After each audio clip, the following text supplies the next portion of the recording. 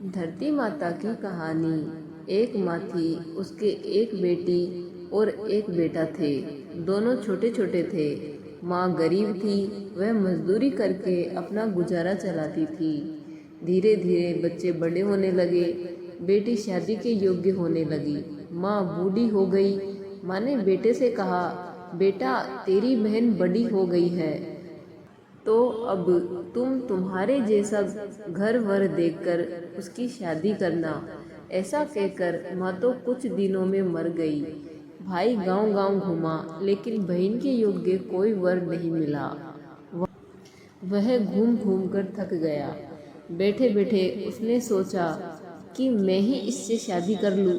ऐसा सोचकर वो चुन्नड़ी और सामान लाया। बहन ने कहा, यह सब सामान क्यों लाए हो? भाई बोला, तेरी शादी है। मोहल्ले वालों ने बहन से कहा कि तुम्हारा भाई ही तुमसे शादी कर रहा है।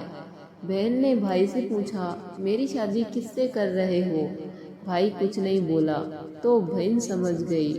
उसने एक लोटा लिया, चुनरी ली और चप्पल पहनकर जंगल में रवाना हुई। गाय के ग्वालों ने पूछा, वन में क्यों जा रही हो? वह कुछ नहीं बोली। वन में जाकर धरती माँ को पुकारने लगी। बोली, हे माँ, तू ही मेरी लाज रखना, नहीं तो अन्याय हो जाएगा। मैं क्या करूँ?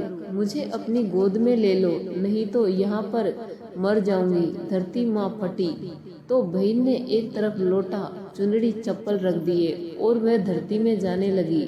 इतने में दौड़ता दौड़ता भाई वन में आया और ग्वालों से पूछा कि उसकी बहन किस तरफ गई है। ग्वालों ने कहा, तेरी बहन उधर गई है। वह बहन बहन पुकारता हुआ दौड़ा तो बहन धरती माँ के अंदर समा रही थी। थोड़े बाल बाहर दिख रहे थे। उसने बहन के बाल मुट्ठी में पकड़े और रोने लगा। बहन, तू सत के लिए धरती माँ की गोद में समा गई। मेरी बुद्धि भ्रष्ट हो गई थी। माँ का वचन निभाने के लिए मेरे जैसा कोई वर नहीं मिला, इसलिए ऐसा विचार आया। पर धरती माँ ने सत्य के लिए बेटी को अपने में समा लिया। जो बाल बाहर थे वो दो हो गई।